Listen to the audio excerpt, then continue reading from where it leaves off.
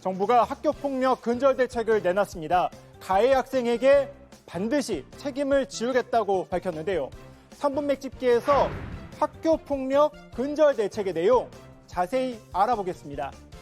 이번 대책에서 가장 눈에 띄는 것은 학교폭력 가해자에게 엄벌을 처한다는 것입니다.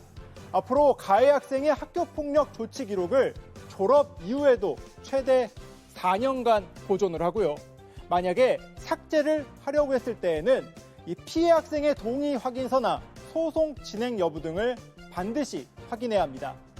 학폭 기록이 남는 것을 피하기 위한 꼼수 자태는 불가능해집니다. 이뿐만이 아닙니다. 현재 고등학교 1학년 학생들이 치르게 될 2026년 대입부터는 이 학교폭력 처분 결과가 수시는 물론 대학 수학능력 시험 점수 위주인 정시 전형에도 의무적으로 반영이 됩니다. 앞서 국가수사본부장에 임명됐다가 낙마한 정순신 변호사 아들의 경우 학폭 문제가 있었지만 정시 지원으로 서울대학교에 입학한 바 있는데요. 이 같은 일을 앞으로는 막겠다는 것입니다. 이번 대책의 기본 방향은 첫째, 학교 폭력에는 무관용 원칙을 정립하고 둘째, 피해 학생을 최우선으로 보호하며 셋째, 학교 현장의 학교 폭력 대응력을 높이는 것입니다. 우선 가해 학생에게 학교 폭력의 책임을 반드시 지우겠습니다. 정부의 학폭 대책을 놓고 피해가 예방될 것이란 기대가 나오지만 반대로 우려의 목소리도 나옵니다.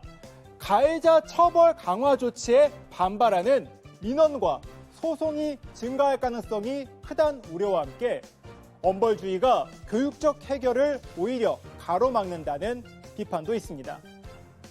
피해 학생 측이나 피해 학생 부모가 용서해 주리라는 보장이 없잖아요. 처벌이 강화되면 그것을 면하기 위한 민원이나 소송이 늘어날 수밖에.